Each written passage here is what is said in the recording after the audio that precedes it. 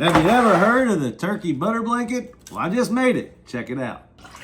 It all starts with your brine turkey. Now you need 2 sticks of butter. With our first stick of butter, let's melt it. Get your bottle of Dano's Original and open the second lid. We're gonna pour a bunch of it in there. You get that mixed in. And there's your butter, you guys. Dano's has a lot of rosemary, garlic, and onion, and lemon, and orange in it. It's perfect for turkey. You don't have to buy all those extra ingredients. Just put the Dano's in your butter. And you can see that this company packaging these birds is not really paying attention to details too much. Look at that. We're gonna cook it anyway. So we're gonna get this bad boy turned over. We're gonna butter up the backside. Rub it around, massage it in. Ooh, you like a back rub. And as it hits the cold turkey, it's gonna solidify that butter. Now I'll get you a big scoop of that Dano's butter, and we're gonna go right in here underneath the skin. You can see I can get my hand in here and kind of separate the skin a little bit. Kind of creating a little flavor pocket back here. Take the rest, put it right on top. Look how quick it'll get cold and solidify on there. We're actually gonna transfer this bird.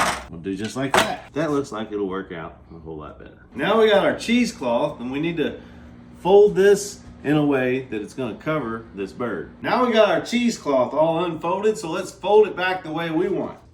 1, 2, 3. So now we have our perfect amount of cheesecloth. But don't forget, is this waste? No. Works perfect as a hairnet. Now for our second stick of butter. Let's melt it. We're gonna dip this into our butter. Get it totally saturated. Soak up all that butter. And we're gonna drape it right over this turkey. Because that doesn't seem saturated enough with the butter, we're gonna melt this. One more stick. Now let's pour a little bit more butter over this turkey. And that should complete our butter blanket. Now we don't have to do anything else to this. We go into our oven at 325 degrees. Here we go. The butter blanket turkey. Look at our little juice puddle right there. Look at that. Oh my goodness. Just by squeezing the thing, look at all that juice coming out. So we got our breast cut off. Let's see just how juicy this is. Yeah, buddy.